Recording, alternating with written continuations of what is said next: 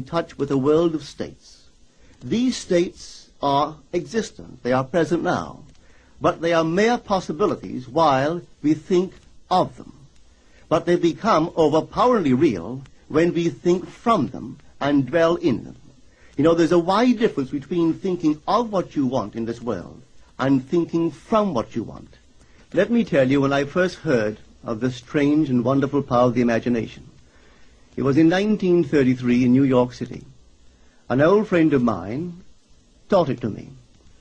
He turned to the 14th of John, and this is what he read. In my Father's house are many mansions. If it were not so, I would have told you. I go to prepare a place for you. And if I go and prepare a place for you, I will come again and receive you unto myself, that where I am, there ye may be also. He explained to me that this central character of the Gospels was human imagination.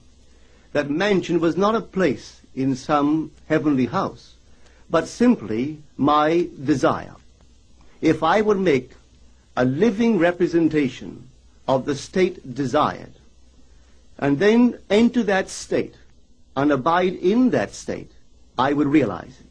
At the time, I wanted to make a trip to the island of Barbados in the West Indies, but I had no money. He explained to me that if I would that night, as I slept in New York City, assume that I was sleeping in my earthly father's house in Barbados, and go sound asleep in that state, that I would realize my trip. Well, I took him at his word and tried it. For 1 month, night after night, as I fell asleep, I assumed I was sleeping in my father's home in Barbados. At the end of my month, an invitation from my family came, inviting me to spend the winter in Barbados. I sailed for Barbados the early part of December of that year. From then on, I knew I had found this Savior in myself.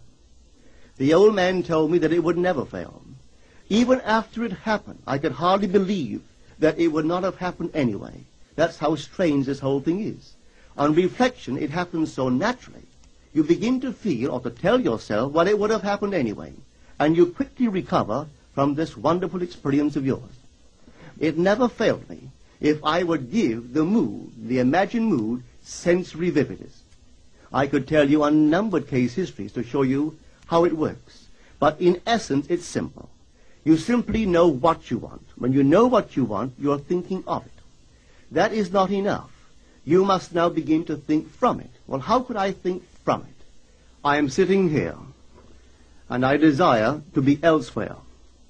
How could I, while sitting here physically, put myself in imagination at a point in space removed from this room and make that real to me?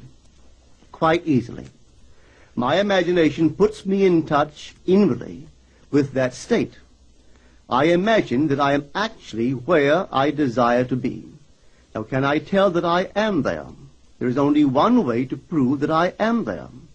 For what a man sees when he describes his world is as he describes it relative to himself.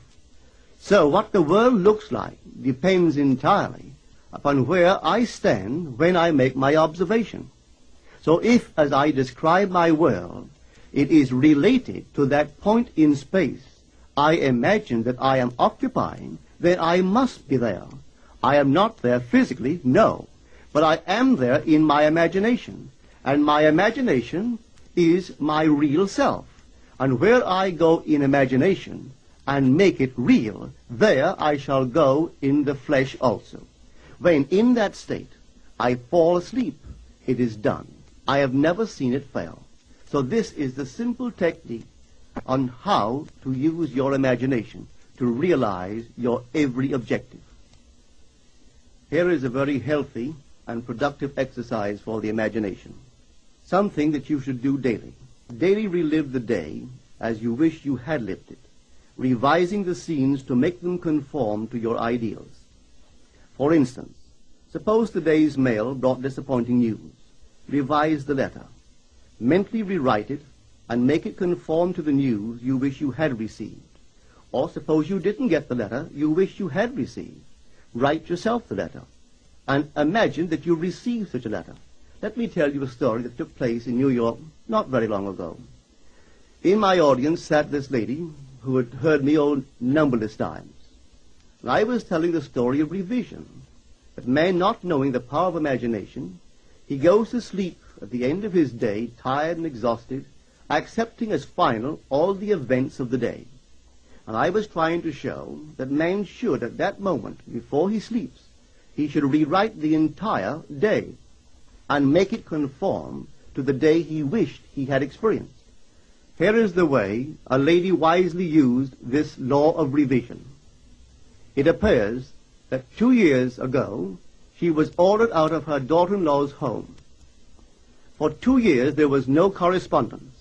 She had sent her grandson at least 24 presents in that interval, but not one was ever acknowledged.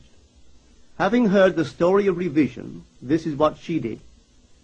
As she retired at night, she mentally constructed 2 letters.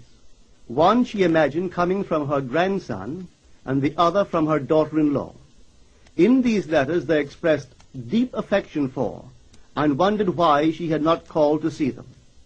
This she did for 7 consecutive nights, holding in her imaginary hand the letter she imagined she had received, and reading these letters over and over until it aroused within her the satisfaction of having heard.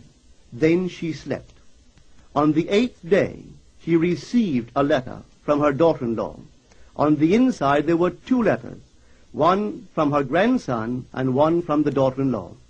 They practically duplicated the imaginary letters that this grandmother had written to herself 8 days before.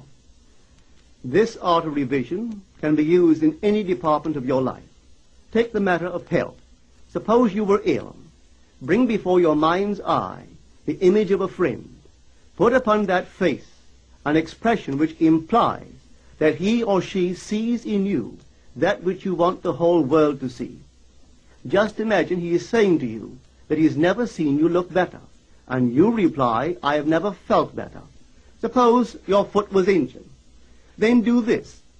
Construct mentally a drama which implies that you are walking, that you're doing all the things that you would do if the foot was normal, and do it over and over and over until it takes on the tones of reality. Whenever you do in your imagination that which you would like to do in the outer world, that you will do in the outer world. The one requisite is to arouse your attention in a way and to such intensity that you become wholly absorbed in the revised action.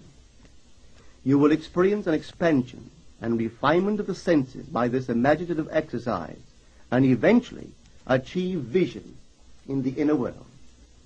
The abundant life promised us is ours to enjoy now, but not until we have the sense of the Creator as our imagination can we experience it.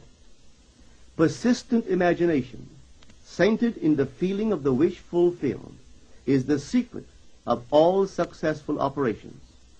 This alone is the means of fulfilling the intention. Every stage of man's progress is made by the conscious, voluntary exercise of the imagination. Then you will understand why all poets have stressed the importance of controlled, vivid imagination. Listen to this one by the great William Blake. In your own bosom you bear your heaven and earth, and all you behold, though it appears without, it is within, in your imagination, of which this world of mortality is but a shadow. Try it, and you too will prove that your imagination is the Creator.